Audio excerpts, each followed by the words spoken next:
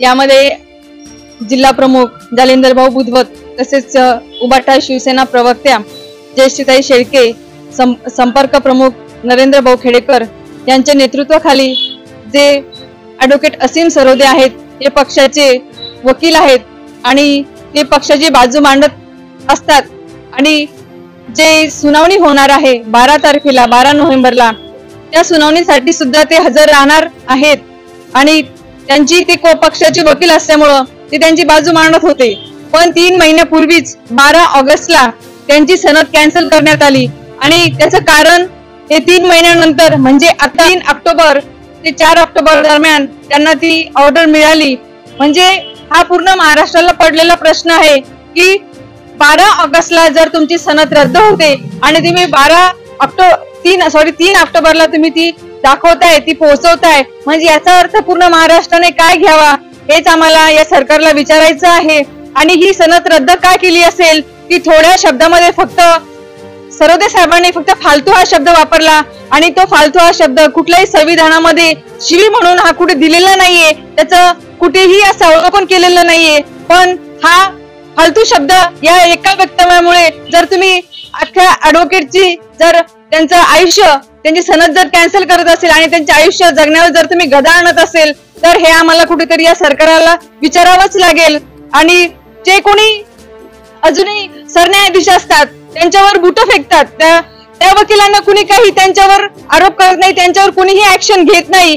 आणि जो वकील ॲडव्होकेट सरोदे सारखे वकील आहेत ते लोकहितासाठी बोलतात, लोक कल्याणकारी त्या ऍक्शन ते घेतात, त्यांच्या कार्याबद्दल जर तुम्ही बोलत असाल आणि त्यांची सनद जर रद्द करत असाल तर हे कुठेतरी महाराष्ट्राला पूर्ण ॲडव्होकेट बारला लागणारी लाजिरवाणी गोष्ट आहे।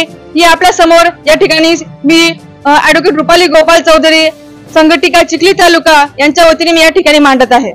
धन्यवाद। चिखली शिवसेनेच्या महिला संघटिका रुपालीताई चौधरी यांच्या नेतृत्वामध्ये आम्ही वकील मंडळींनी चिखली बार काउन्सिल, चिखली वकील संघाचे सदस्य या नात्याने जो अन्यायकारी निर्णय बार काउन्सिल महाराष्ट्र आणि गोवा यांनी घेतलेला आहे, जे महाराष्ट्रातील प्रख्यात वकील ॲडव्होकेट असीम सरोदेजी, जे सर्व महाराष्ट्राला सुपरिचित आहेत, ज्यांनी UBT म्हणजे उद्धव बाळासाहेब ठाकरे पक्षाची बाजू, चिन्हाबाबतची बाजू, अपात्रता विधानसभा सदस्यांची बाजू या संबंधाने हायकोर्टामध्ये व्यवस्थित बाजू त्या ठिकाणी त्यांनी हाताळलेली होती आणि आता परत त्या प्रकरणाची सुनावणी सुरू होते आहे।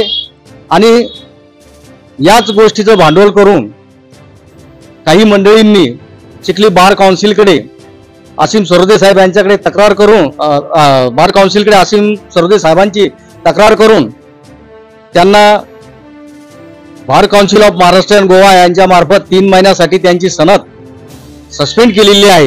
ही खरंच एक अन्यायकारक बाब आहे, चीड आणणारी बाब आहे। जे वकील समाजाच्या, लोकशाहीच्या हितासाठी सदैव कार्यरत असतात, काम करत असतात, त्यांची अशा प्रकारे गळचेपी करणं हे योग्य नाही। आणि कुठेतरी या प्रश्नाला वाचा फोडण्यासाठी आज या ठिकाणी आम्ही निवेदन तहसीलदार मार्फत यांना या ठिकाणी दिलेलं आहे।